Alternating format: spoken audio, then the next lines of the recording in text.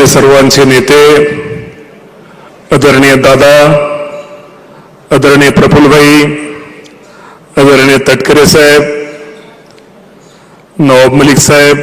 सुनेत्रा वहिनी, सर्व आमदार, माजी आमदार, खासदार, सर्व जिल्हाध्यक्ष, सर्वच पक्षाचे पदाधिकारी, मीडियाचे प्रतिनिधी, पत्रकार बंधू आणि भगिनींनो, आजच्या या चिंतन शिबिरामध्ये आम्हाला जो विषय दिला होता पन्हाळा गट, कृषी व शेतकऱ्यांचे हक्क, आपल्या सर्वांना माहिती आहे की आपला पक्षाचा जो पाया आहे तो ग्रामीण भागामध्ये अधिकचा आहे आणि ग्रामीण भागामध्ये शेती हा विषय खूप महत्त्वाचा आहे। त्यामुळे निश्चित प्रकारे आपल्या पक्षाला आणि आपण ज्या ठिकाणी आपण सर्वच पदाधिकारी, सर्व लोकप्रतिनिधी काम करतो तिथं शेती विषय हा खूप महत्त्वाचा असतो आणि मला जो विषय दिला होता कृषी आणि शेतकऱ्यांचे हक्क, आज राज्याचा कृषी मंत्री म्हणून मी आपल्याला एवढं सूचित करतो की निश्चित प्रकारे आपण सर्वांनी ज्या कृषी विभागाच्या अनेक योजना आहेत, राज्याच्या आहेत, केंद्राच्या आहेत, त्या योजनेचा लाभ माझ्या भागामध्ये, माझ्या तालुक्यामध्ये, माझ्या सर्वसामान्य शेतकऱ्यापर्यंत, माझ्या गरीब, अल्पभूधारक, मागासवर्गीय, आदिवासी शेतकऱ्यापर्यंत योजना कशा पोहोचतील आणि त्या योजनेचा लाभ माझ्या त्या शेतकऱ्याला मिळून माझ्या पक्षाची ताकद, माझ्या नेत्यांची ताकद कशी वाढेल याचा आपण सर्वांनी खरं तर त्यामध्ये सर्वांनी भाग घेतला पाहिजे। आणि ग्रामीण भागामध्ये जो शेतकरी असतो, काही शेतकरी हे अडाणी असतात, अशिक्षित असतात, त्यांना अनेक आपल्या ज्या योजना असतात त्याची माहिती नसते। आपल्या सर्वांना माहिती आहे की कृषी विभागाने एक जे आपल्या योजना त्याची एक पुस्तिका तयार केलेली आहे, त्या पुस्तिकेच्या माध्यमातून आपण स्वतः त्यामध्ये आपण वाचून त्यामुळे निश्चित त्याचा कसा फायदा हे आपण सर्वांनी पाहिलं पाहिजे।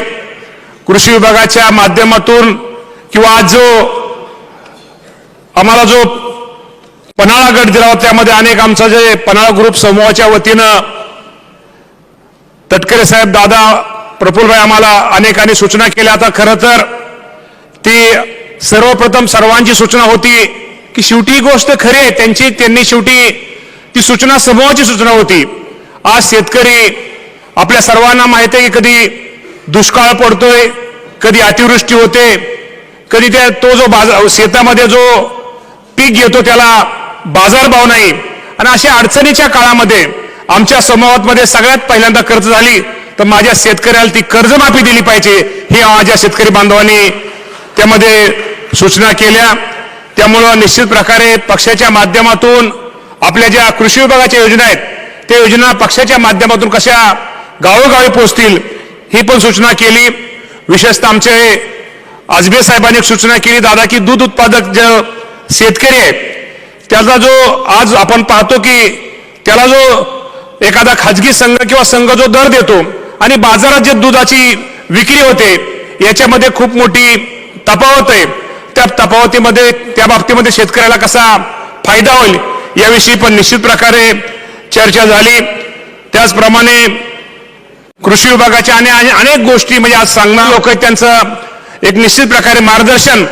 हे प्रत्येक तालुक्यामध्ये, गावामध्ये झाले पाहिजेत। आपण पाहतो की त्याचप्रमाणे दुसरे त्यांनी महत्त्वाची सूचना केली की जे